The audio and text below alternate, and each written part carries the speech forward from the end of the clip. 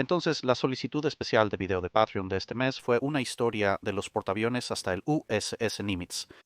Obviamente no voy a poder hacer todo eso de una vez, pero supongo que esto es, por lo tanto, el inicio de una serie algo larga, algo similar a los orígenes y desarrollo de los destructores, de los cuales hemos hecho 2 de 3 secciones hasta ahora.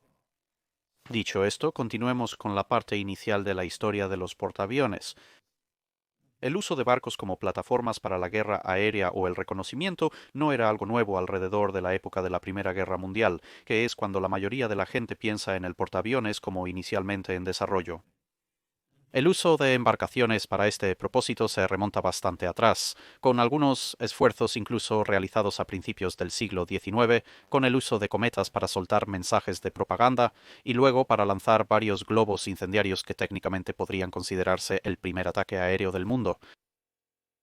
En este sentido, por lo tanto, se podría considerar que el primer ataque aéreo naval del mundo fue lanzado por el barco de la Marina austriaca Schiff mit Schraube Volcano, que lanzó una serie de ataques con globos incendiarios sobre Venecia y logró aterrizar una bomba en la ciudad.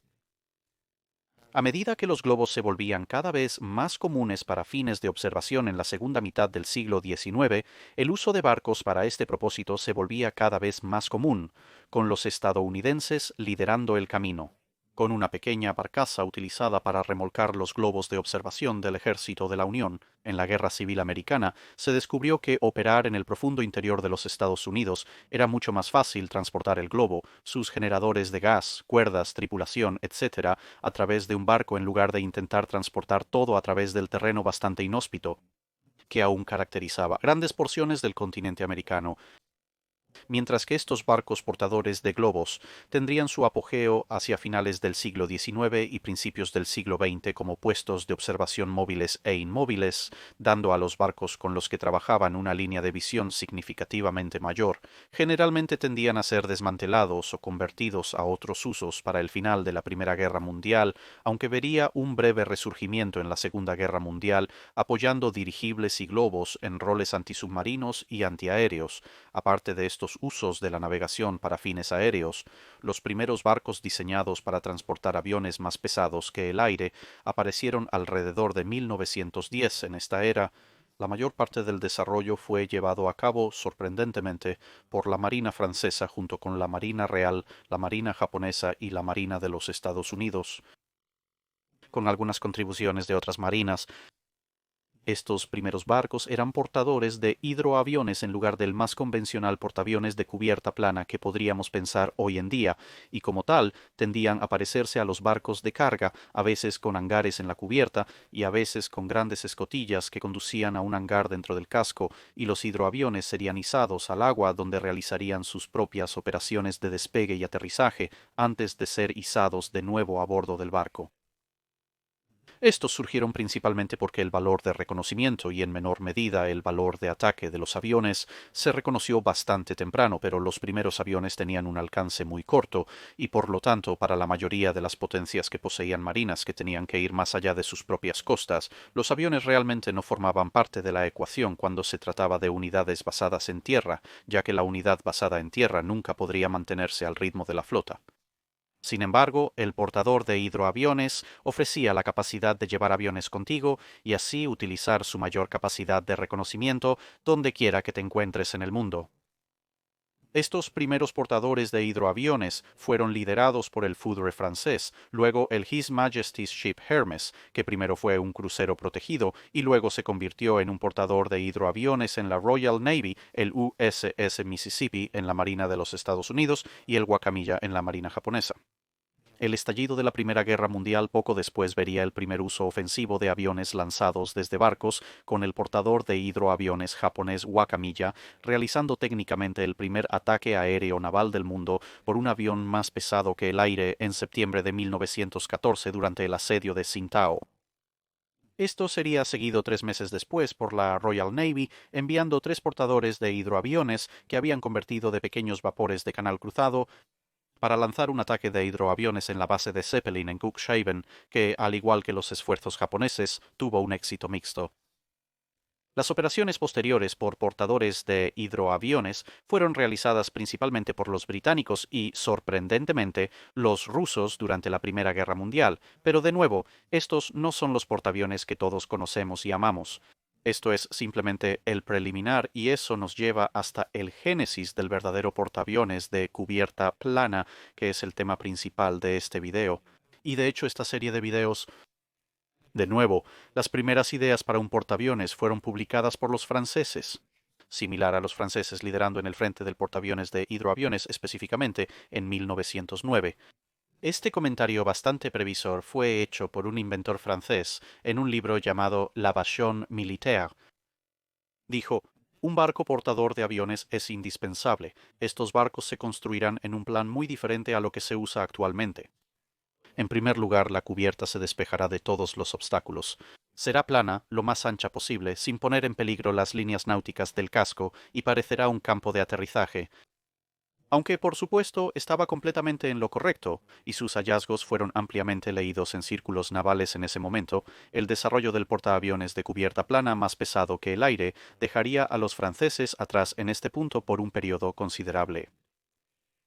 En cambio, se lograrían una serie de primicias en el desarrollo del barco, con la primera explosión, si se quiere, llevada a cabo por la Marina de los Estados Unidos, específicamente el crucero acorazado USS Birmingham de los Estados Unidos, donde el piloto Eugene Ely se convertiría en el primer hombre en lanzar un avión desde un barco en lugar de que el barco pusiera el avión en el agua.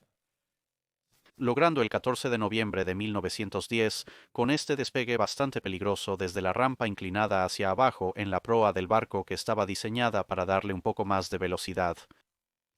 Sin embargo, no regresó al barco. En cambio, aterrizó cerca en una pista convencional, dejando el aterrizaje a bordo de un barco para el próximo año, cuando en enero de 1911 se convertiría en el primer piloto en aterrizar en un barco, aunque tanto el despegue como el aterrizaje habían sido estacionarios. Esta vez había una estructura de aterrizaje temporal en la popa del USS Pennsylvania, y habiendo considerado que si no se detenía lo suficientemente rápido se estrellaría directamente contra el mástil trasero, había un sistema de frenado simple que consistía en una serie de cuerdas con pesadas bolsas de arena adjuntas a las que el avión esperaba agarrarse, lo cual fue un predecesor directo del sistema de gancho de arresto y cable que todavía se utiliza en los portaaviones de hoy. Habiendo establecido ahora que de hecho se podía despegar y aterrizar con un avión con ruedas en un buque de guerra, la siguiente etapa era intentar hacerlo cuando el buque de guerra estaba en marcha, es decir, un objetivo en movimiento. La parte de despegue en realidad era más fácil en un barco en movimiento, ya que aunque obviamente había que tener en cuenta el cabeceo y el balanceo, el avance del barco proporcionaba un poco de flujo de aire adicional sobre las alas del avión, lo que facilitaba el despegue. Sin embargo, aterrizar en un buque de guerra en movimiento era un desafío mayor, ya que obviamente la pista de aterrizaje se alejaba constantemente de ti y también había que lidiar con el humo del embudo del barco y la turbulencia bastante interesante generada por la superestructura del barco. Sin embargo, el primer despegue exitoso desde un buque de guerra en movimiento tuvo lugar en mayo de 1912, lanzándose desde el acorazado His Majesty's Ship Hibernia en la Marina Real, mientras navegaba alegremente a unos 15 nudos.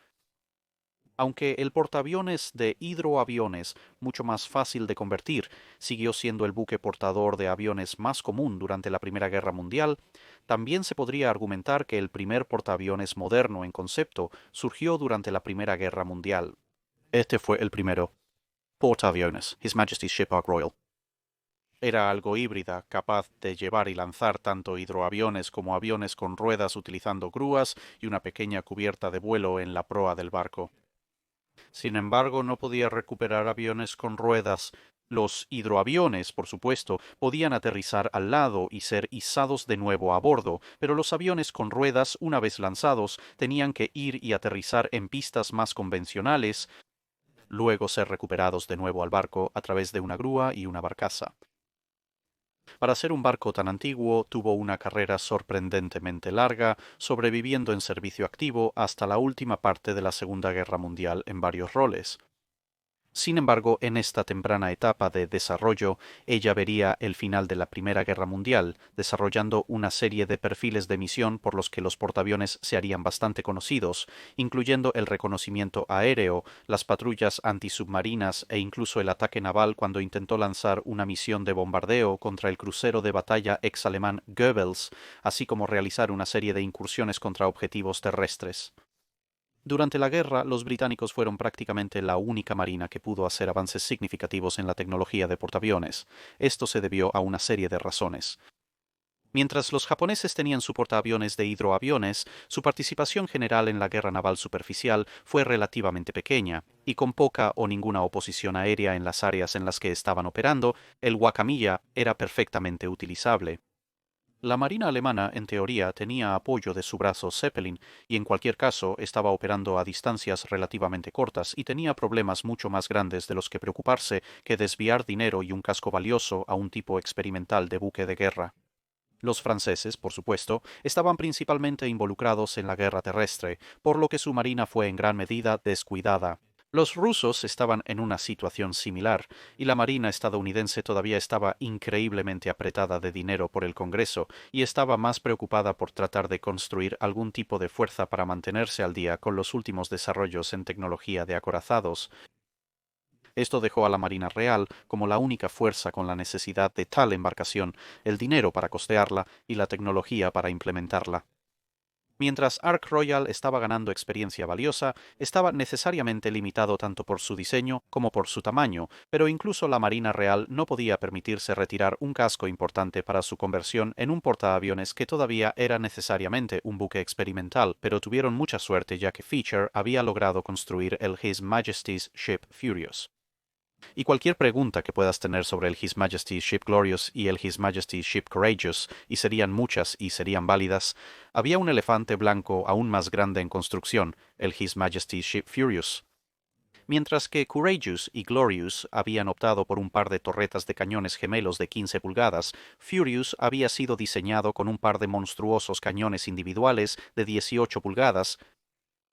Y si has visto alguno de los videos que cubren los diversos fallos de Glorious y Courageous, sabrías que colocar un cañón aún más pesado y violento en un casco de ese tipo de diseño era una receta para el desastre.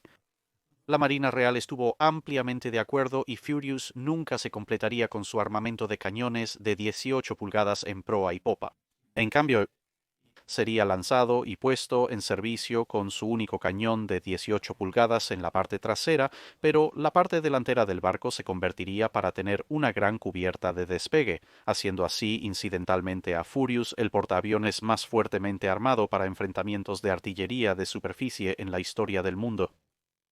En esta configuración, el Furious se convertiría en el primer barco en recibir un aterrizaje exitoso de una aeronave mientras el barco estaba en marcha, ya que el comandante de escuadrón Dunning del Servicio Aéreo de la Marina Real logró realizar esta hazaña el 2 de agosto de 1917. Sin embargo, estaba lleno de riesgos, ya que tenía que volar al lado del barco a través de la turbulencia generada por la superestructura y la chimenea, luego deslizar su avión alrededor de la parte delantera del barco, rodeando la superestructura, y luego aterrizar en un pedazo de cubierta muy corto. Lo peligroso que era esto se hizo evidente 5 días después cuando Dunning intentó otro aterrizaje, excepto que durante el deslizamiento lateral el viento atrapó bajo su ala de babor y volcó el avión por el borde. Desafortunadamente, quedó inconsciente en el accidente y se ahogó en su cabina. Al ser evidente que incluso un piloto altamente calificado como Dunning no sería capaz de utilizar la cubierta delantera del Furious para aterrizar, el barco fue llevado de nuevo a los astilleros y reconstruido con la eliminación del cañón de 18 pulgadas de popa, y en su lugar se instaló una cubierta de aterrizaje separada en la parte trasera. Estas dos cubiertas estaban conectadas por un par de rampas abovedadas que corrían a ambos lados de la superestructura del barco y que podían, si se plegaban las alas de los aviones, permitir que los aviones se movieran desde la cubierta de aterrizaje hasta la cubierta delantera listos para despegar. Sin embargo, aunque esta disposición no era ni de cerca tan peligrosa como la primera, todavía había un problema importante con la turbulencia del viento creada por el aire que circulaba alrededor de la superestructura del barco y, por supuesto, la corriente de gases de escape calientes que salían de la chimenea del barco, lo que hacía que aterrizar fuera una experiencia interesante, por decir lo menos, así como el hecho de que ambas cubiertas eran relativamente cortas y por lo tanto solo podían operar biplanos ligeros, aunque se descubrió que la cubierta trasera también era un lugar de aterrizaje relativamente adecuado para pequeños dirigibles, como se muestra aquí. En este formato, Furious pudo lanzar una serie de ataques aéreos, incluyendo uno relativamente exitoso en otra base de Zeppelin alemana, esta vez en Tondern, cuando los Sopwith Camels lanzados desde el barco pudieron destruir una serie de dirigibles y globos, así como sus hangares. Sin embargo, el Camello, siendo un luchador relativamente pesado para la época, no pudo usar la cubierta posterior para aterrizar y por lo tanto el barco no pudo llevar a cabo el espectro completo de operaciones de portaaviones, con algunos de los aviones desviándose hacia Dinamarca y dos de los otros abandonando sus aviones junto al barco para ser recuperados sin camello. A medida que la Primera Guerra Mundial llegaba a su fin, era bastante obvio que el portaaviones era de hecho una parte útil de la futura flota de batalla y se estaban construyendo una serie de diferentes portaaviones. Sin embargo, ninguno de estos era portaaviones construidos con un propósito específico, eran diversas conversiones. El principal entre ellos fue el His Majesty's Ship Argus, el primer barco en tener una cubierta plana de longitud completa, que se convirtió a partir de un transatlántico. Los datos recopilados de este barco se utilizaron en parte en el diseño para la conversión del antiguo acorazado chileno, el Marente Cochrane, ahora His Majesty's Ship Eagle, ya que también se convirtió en un portaaviones. Inicialmente, a diferencia del Argus, que no tenía ninguna superestructura, el Eagle fue diseñado para tener dos islas, una a cada lado de la cubierta de vuelo, pero tras revisar los datos proporcionados por las pruebas de vuelo del Argus, se eliminó la isla del lado de babor y así el Eagle solo tendría una isla de estribor, estableciendo una tendencia que continuaría hasta hoy. Esta fue una innovación bastante importante, ya que basándose en los datos del His Majesty's Ship Furious y el His Majesty's Ship Argus, se observó que la mayoría de las veces cuando los pilotos abortaban su aterrizaje tendían a girar a la izquierda por diversas razones humanas, y este fue el factor principal detrás de la eliminación de la isla de babor en lugar de la isla de estribor. También en 1918 comenzó el trabajo en el primer portaaviones construido específicamente para ese fin, en lugar de una conversión, con la colocación de la quilla del His Majesty's Ship Hermes. Los portaaviones en varias naciones ahora comenzaron a seguirse rápidamente, con el portaaviones japonés Hoshio siendo construido al año siguiente, siendo también el primer portaaviones construido específicamente para ese fin por la Marina japonesa. En 1920 los Estados Unidos comenzarían su flota de portaaviones con la conversión del carbonero USS Jupiter al portaaviones USS Langley. Y finalmente, el Furious, habiendo brindado buen servicio y datos hasta ahora, fue tomado en cuenta en 1921 para la eliminación de la superestructura y la chimenea y la instalación de su propia cubierta de vuelo continua. En este punto parecía que la Marina Real iba a mantener una ventaja sustancial en la tecnología de portaaviones, ya que la mayoría de los portaaviones que se estaban construyendo, que para ser justos incluían al Hermes, rondaban la marca de desplazamiento de 10.000 toneladas, más o menos unas pocas mil toneladas, y con una longitud generalmente entre 550 y 600 pies.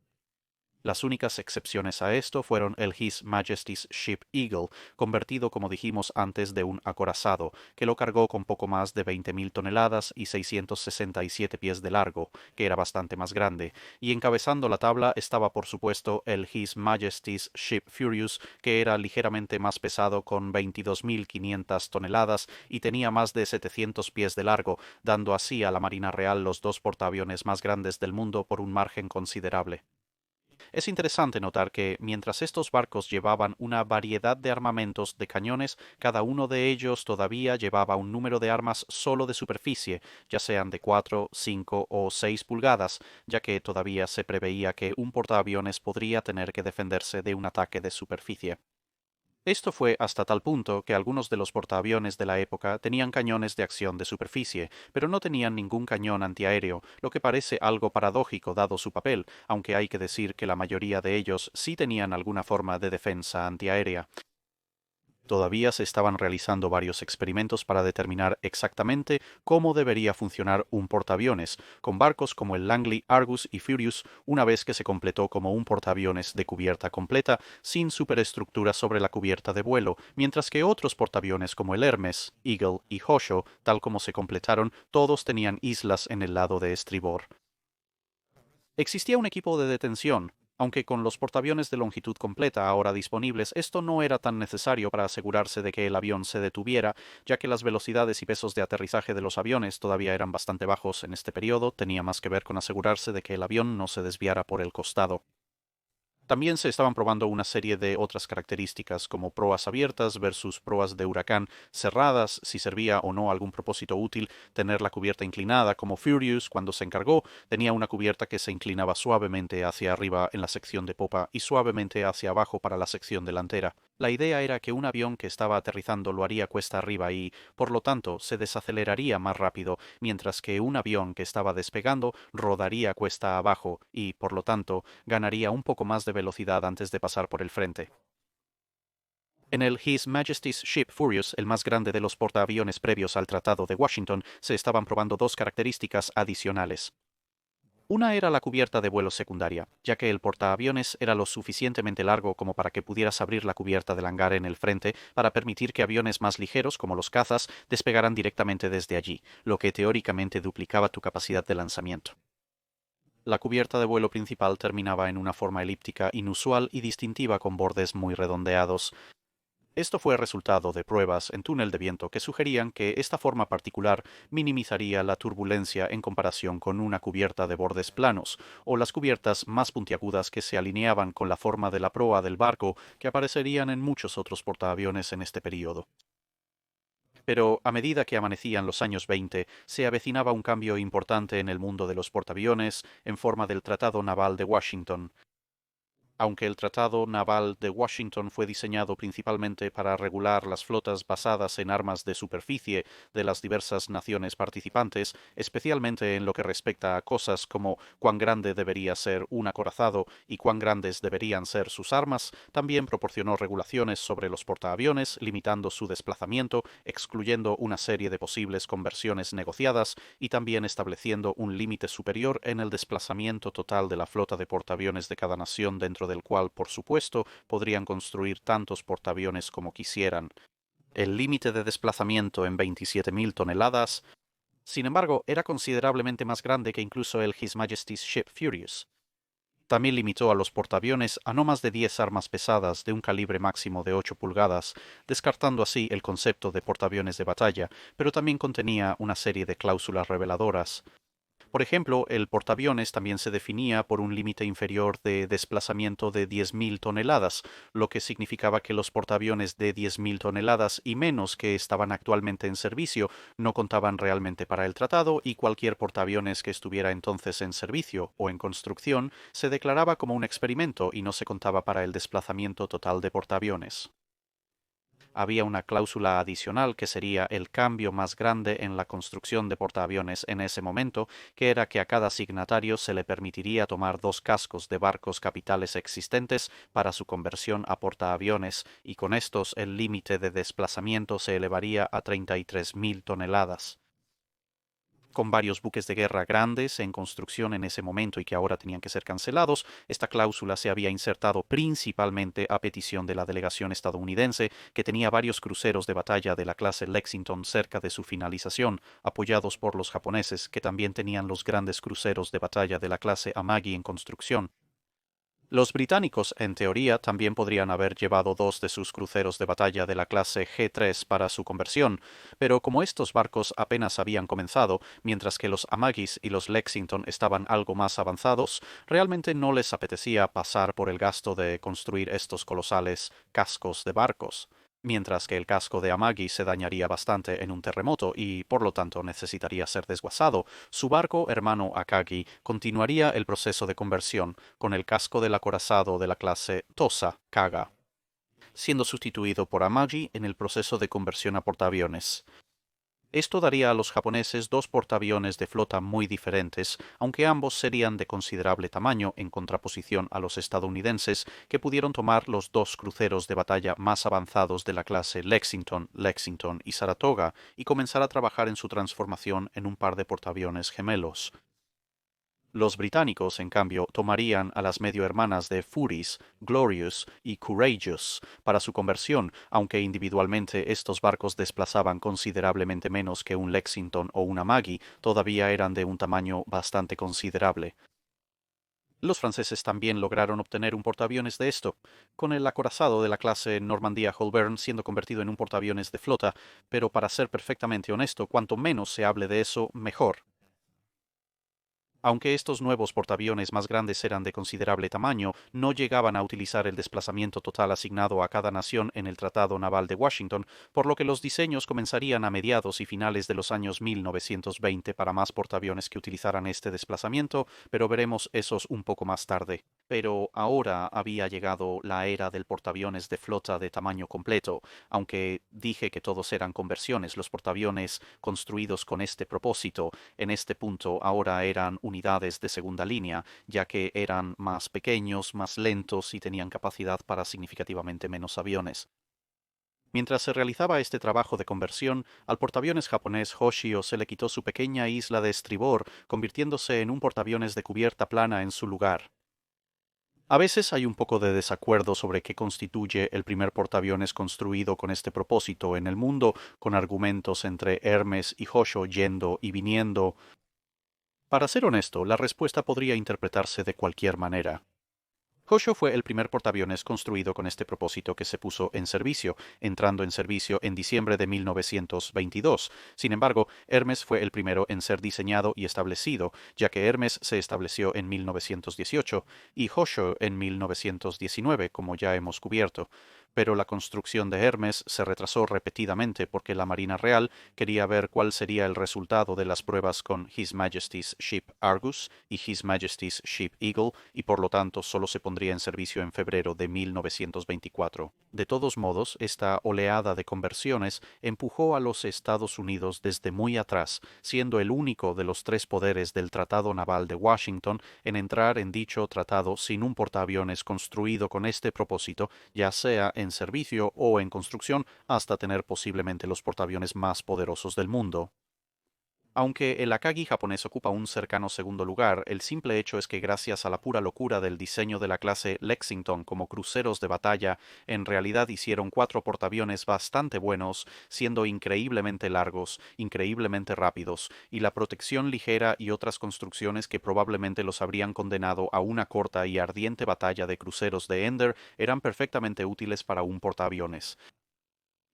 De hecho, el único punto negativo importante que se podría señalar en Lexington y Saratoga en este momento era el hecho de que tenían un importante armamento de cañones de 8 pulgadas que estaba justo al límite de las concesiones del Tratado Naval de Washington y que en realidad usaba mucho peso que probablemente podría haberse utilizado mejor en otro lugar. Carga sufrió por ser un acorazado convertido muy parecido al His Majesty's Ship Eagle y por lo tanto tenía una velocidad significativamente menor que Akagi, Lexington, Saratoga, Courageous, Glorious o Furious. Debido a su tamaño físicamente más pequeño y al hecho de que los británicos no practicaban el estacionamiento en cubierta como forma de almacenar aviones, ni ataban los aviones como repuestos en la parte superior del techo del hangar, los Courageous, Furious y Glorious podían llevar considerablemente menos aviones que los portaaviones japoneses o estadounidenses. Pero en el lado positivo, Furious era una unidad de flota útil, pero los británicos habían logrado clasificarla como una unidad experimental, ya que estaba en construcción en el momento del Tratado Naval de Washington, y por lo tanto, en términos de los portaaviones rápidos más grandes, lograron obtener tres de la oferta más Eagle, mientras que los estadounidenses tenían dos, Lexington y Saratoga, y los japoneses también tenían dos con Akagi y Kaga. Al igual que el His Majesty's Ship Furious, Glorious y Courageous salieron de sus conversiones con un frente redondeado elíptico en su cubierta de vuelo, que también era algo más corta que la longitud total del barco, permitiendo que el hangar superior tuviera una pequeña cubierta de despegue secundaria. Esta característica fue aún más pronunciada en los dos portaaviones japoneses, ya que ambas cubiertas de sus hangares se abrían a pequeñas cubiertas de vuelo, resultando en una apariencia escalonada de 3 niveles cuando salieron por primera vez del muelle. En contraste, los Lexingtons completaron su conversión con una proa completamente cerrada y una cubierta de vuelo de longitud completa como el His Majesty's Ship Hermes, y esto quizás también explica su mayor complemento de aviones, ya que había un poco más de espacio en la cubierta del hangar hacia adelante. Así que terminemos este primer video con un vistazo a algunas de las características más importantes de cada uno de estos primeros portaaviones de flota de primera generación. Si quieres saber más sobre las estadísticas, carreras, etc. de cada uno de estos portaaviones, la mayoría de ellos ya tienen guías de 5 minutos que esperamos se estén mostrando como tarjetas en este momento. En orden aproximado de utilidad, ascendiendo hacia los barcos más útiles y efectivos, comenzaremos con el His Majesty's Ship Eagle. Como mencionamos antes, ella era un acorazado convertido y sufría de una velocidad máxima de unas 24 a 25 nudos como resultado, aunque inicialmente en los años 20 esto no era un gran obstáculo, considerando la relativamente baja velocidad de despegue de los biplanos en ese momento. Esto por supuesto afectaría su operatividad a medida que los aviones se volvían más pesados y necesitaban velocidades de despegue más altas con el paso del tiempo. Esto también limitó su utilidad estratégica porque, por supuesto, no podía llegar a su destino tan rápido como otros portaaviones en una emergencia. Por otro lado, su proa se construyó hasta la cubierta de vuelo, lo que la hizo un poco más marítima que muchos otros portaaviones de esta era, gracias al hecho de que podía abrirse camino a través de mares pesados, sin cantidades significativas de agua que potencialmente arriesgaran la entrada a la cubierta del hangar o al menos ralentizaran el barco. Con una longitud total de 667 pies y 6 pulgadas, también era la más corta de los portaaviones de flota completa que estaban presentes en los años 1920 y, obviamente, esto también limitaría su capacidad para operar aviones en el futuro. Su grupo aéreo total consistía en un par de escuadrones y algunos aviones sueltos. El siguiente fue Furious, que por supuesto había pasado por numerosas iteraciones de diseño como portaaviones y como resultado sus capacidades sufrieron un poco en comparación con sus hermanas gemelas. Sin embargo, en su forma posterior a Washington, todavía era relativamente rápida a 30 nudos y podía llevar más aviones que Eagle, con una capacidad total de 3 escuadrones, aunque normalmente esto se dividía en vuelos de 6 aviones, en lugar de escuadrones completos, ya que se consideraba que ciertos tipos de aviones, como los exploradores, no eran necesarios en la fuerza completa de un escuadrón. Era una verdadera cubierta plana sin isla, y sus chimeneas estaban canalizadas para expulsar los gases a través de rejillas en la parte trasera de la cubierta de vuelo o por los lados del barco cuando se estaban realizando operaciones de aterrizaje.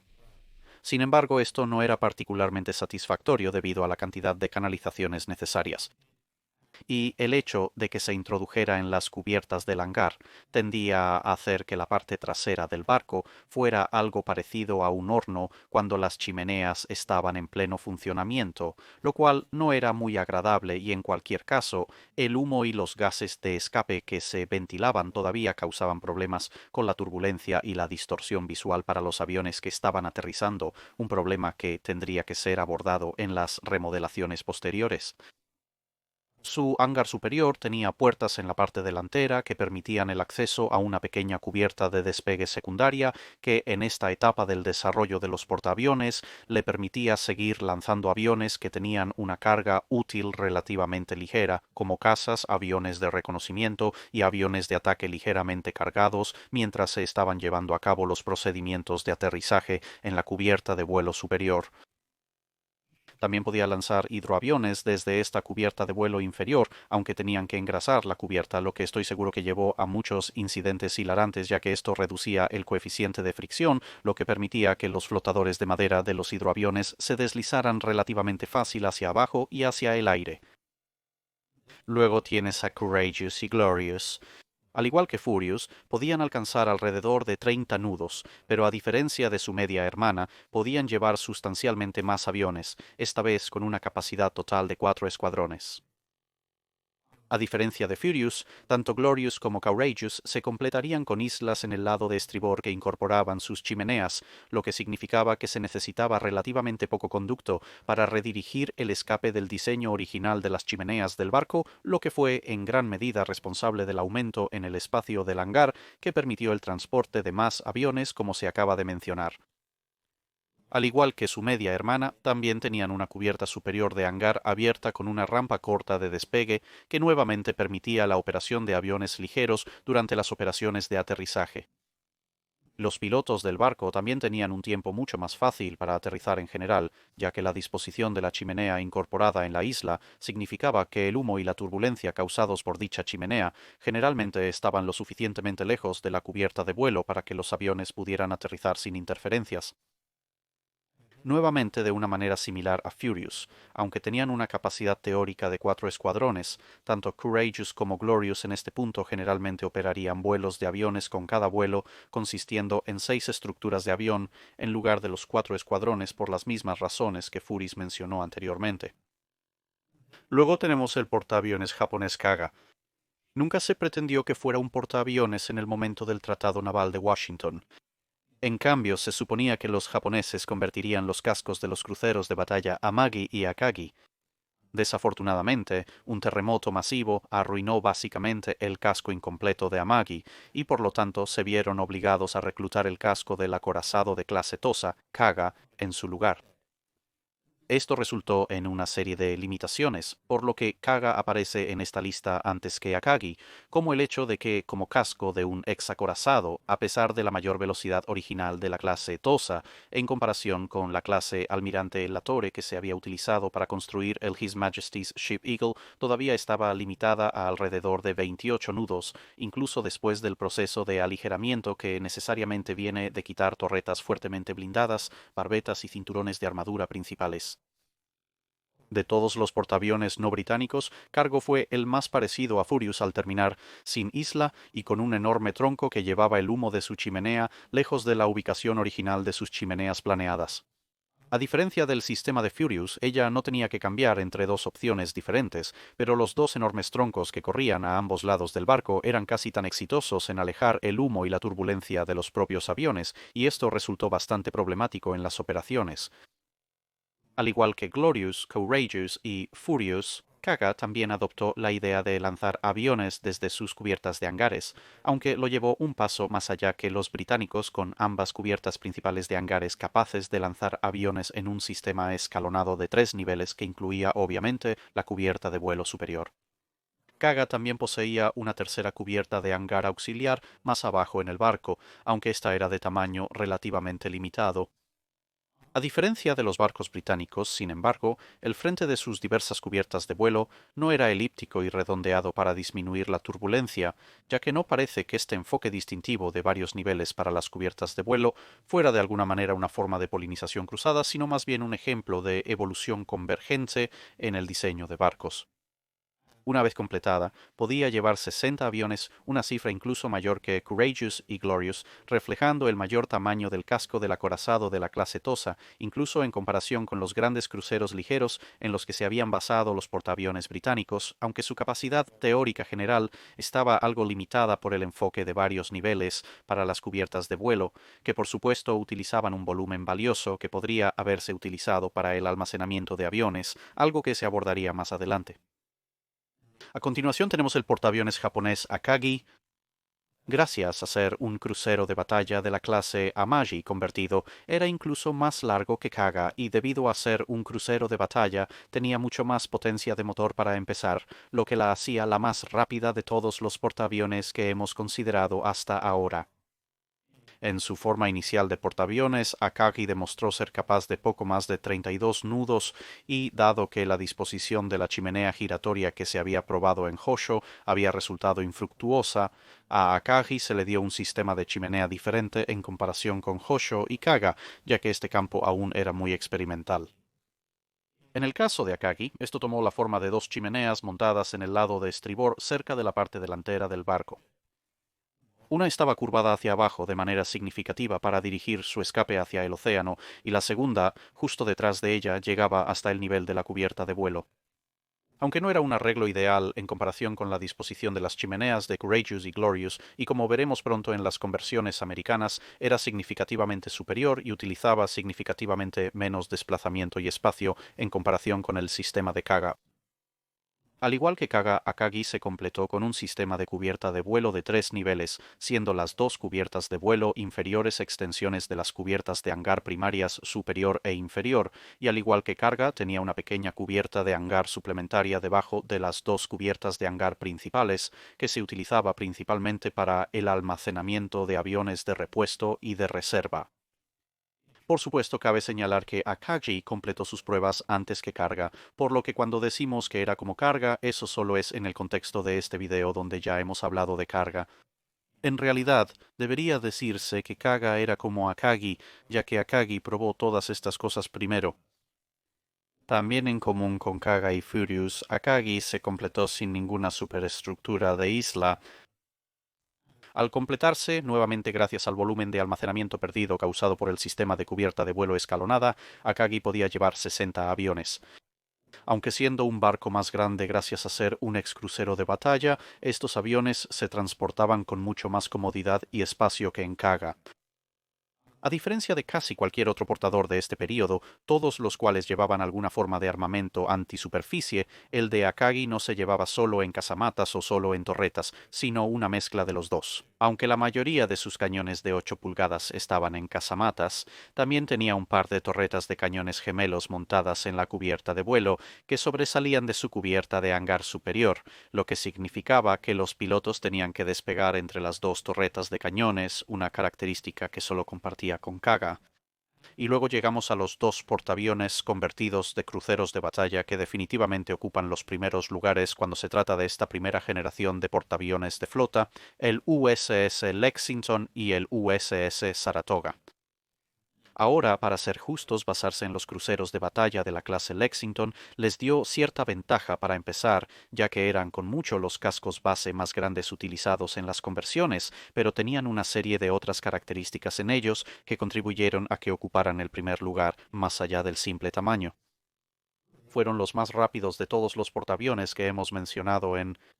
justo por encima de los 33 nudos de velocidad máxima gracias a las cantidades bastante locas de potencia de motor que se esperaba que llevaran los cruceros de batalla de la clase Lexington. También fueron los únicos portaaviones de flota de este periodo, con la excepción del His Majesty's Ship Eagle, que no optaron por la disposición de múltiples cubiertas de hangares y múltiples cubiertas de vuelo. En cambio, tenían un solo hangar masivo que recorría toda la longitud del barco, que junto con la proa completamente cerrada les daba una capacidad de navegación significativa, lo que significaba que podían llevar el grupo aéreo más grande de todos los portaaviones que hemos mencionado hasta ahora. Según el diseño, estos dos portaaviones podían llevar 78 aviones cada uno, aunque esto se incrementaría aún más gracias a tener un solo hangar masivo en lugar de los dos, o en algunos casos 3 hangares de otros portaaviones, había una enorme cantidad de espacio superior, y algún oficial emprendedor rápidamente se dio cuenta de que los aviones de repuesto simplemente podían ser atados a las vigas y cerchas que conformaban la parte superior del hangar y la parte inferior de la cubierta de vuelo, lo que aumentaba la capacidad teórica de carga del portaaviones más allá de este número original de 78, aunque por supuesto los aviones de repuesto no contaban para lo que el portaaviones podía realmente desplegar como un paquete de ataque, ya que tendrían que ser bajados solo cuando los aviones fueran dados de baja por daños en combate, accidentes o nunca regresaran por pérdidas. No obstante, proporcionó a los portaaviones una cantidad significativa de reserva de poder aéreo para complementar sus escuadrones de servicio estándar, lo que les permitiría lanzar múltiples ataques de plena fuerza, asumiendo que nada saliera terriblemente mal y solo se encontraran pérdidas normales, simplemente bajando con un cabrestante los aviones que estaban almacenados en la parte superior y enviándolos para completar los números. A diferencia de todos los demás que llevaban sus armas antisuperficie completamente en casamatas o en el caso de Akagi, en una mezcla de casamatas y torretas, el armamento antisuperficie de Lexington se llevaba exclusivamente en torretas, con lo que efectivamente era un valor de crucero pesado de cañones de 8 pulgadas montados en 4 torretas gemelas. en pares de disparos superiores en cada extremo de la superestructura que tomó la forma de una isla en el lado de estribor, aunque la isla en sí era una estructura relativamente pequeña respaldada por una colosal chimenea única que canalizaba la masiva producción de la planta de energía del barco hacia el cielo, bien lejos de la cubierta de vuelo y haciendo de esta clase de portaaviones, por lo tanto, la mejor y más fácil para operar aviones tanto en despegue como en aterrizaje. También incluyeron un sistema básico de catapulta impulsado por volante, aunque resultó ser una característica relativamente innecesaria gracias a la carga relativamente ligera y la corta distancia de despegue de los aviones de los años 1920. Gracias a su inusualmente pesado armamento antisuperficie, casi tanto de la isla que no era chimenea estaba ocupada con las preocupaciones del control y dirección del fuego para las torretas gemelas de 8 pulgadas, como lo estaba por el espacio para las operaciones de vuelo. Cuando operaban en aguas del norte, uno de los lugares más preferidos por la tripulación para trabajar en estos portaaviones era en una cubierta de observación que en realidad estaba construida en la carcasa frontal de la chimenea. Dado que los gases cálidos ascendentes de la chimenea mantenían esta área agradable y acogedora incluso en el peor de los climas, aunque por razones bastante obvias era un puesto relativamente impopular cuando operaban en los climas algo más cálidos del Pacífico Central. Además, a diferencia de prácticamente todos los demás portaaviones de flota que hemos considerado hasta ahora, los Lexingtons no necesitaban que su cinturón de armadura principal se redujera significativamente en grosor. Se podría argumentar que esto era un mal reflejo del crucero de batalla original de la clase Lexington, ya que el cinturón de armadura era completamente inadecuado para un duelo de armas principales, pero por otro lado significaba que todo lo que tenían que hacer era afeitar un poco de la parte superior para reducir el peso total y la armadura de cinturón existente de Lexington podía permanecer en su lugar, reduciendo así los costos. Mientras que en prácticamente todos los demás portaaviones de flota de la época, la placa de armadura principal tenía que ser removida por completo e instalada en su lugar una placa de armadura más delgada. En general, entonces, las fuerzas de portaaviones de flota que quedaron a las tres principales marinas como resultado del Tratado Naval de Washington eran un grupo algo ecléctico con una variedad de capacidades. Japón se quedó con el grupo aéreo más pequeño en general, con un total combinado de 120 aviones, aunque esto no fue completamente inesperado, ya que Japón, por supuesto, había sido asignado menos tonelaje en el tratado en comparación con las marinas real y de los Estados Unidos. Por supuesto, vale la pena repetir que solo estamos hablando de portaaviones de flota en esta comparación, por lo que no estamos incluyendo a Hoshio, Hermes, Langley y Argus en este cálculo. Curiosamente, en gran parte gracias al hecho de que habían logrado incluir a Furious y Eagle en la categoría experimental, que por lo tanto no necesitaba ser contada, los británicos en realidad tenían el grupo de ataque de portaaviones más grande disponible, con un total combinado de 162 aviones disponibles en comparación con los 156 aviones disponibles en los dos portaaviones de flota estadounidenses. Los británicos también tenían el mayor número de cascos disponibles, ya que tanto los japoneses como los estadounidenses tenían dos portaaviones de flota cada uno, mientras que los británicos se habían hecho con los dos de la clase Courageous, más Furious y por supuesto Eagle. Pero por supuesto, como se puede adivinar del hecho de que tenían el doble de número de cascos en comparación con la Marina de los Estados Unidos, pero solo 6 aviones más en su paquete de ataque combinado, individualmente cada portaaviones de la Royal Navy era significativamente más débil en términos de potencia de ataque total, y por supuesto con esos cañones de 8 pulgadas en los Lexingtons, también en capacidad de combate antisuperficie. Aparte de la ventaja técnica general que la Royal Navy tenía inicialmente gracias a haber desarrollado la tecnología de portaaviones durante mucho más tiempo, la única otra ventaja de este enfoque de múltiples cascos de la Royal Navy era el hecho de que podía tener un portaaviones en más lugares que las otras dos potencias, pero al final si vas a aparecer en una sola ubicación con un portaaviones, un Lexington era con mucho la unidad más capaz con la que podrías presentarte. Por supuesto, este era el amanecer del portaaviones de flota, y por lo tanto cada uno de estos barcos venía con varios fallos y problemas que necesitaban ser rectificados por modernizaciones y remodelaciones en los próximos años, así como obviamente las tácticas de portaaviones de cada nación necesitaban ser desarrolladas. Pero eso es un tema para otro video. El próximo video cubrirá las lecciones aprendidas, las modernizaciones y remodelaciones inherentes a los portaaviones de los que hemos estado hablando en este video, y luego veremos el programa de construcción de portaaviones de 1930 promulgado por las tres naciones. Pero eso es un video para otro momento y por lo tanto te dejaremos hoy agradeciendo por escuchar y esperando verte de nuevo en otro video.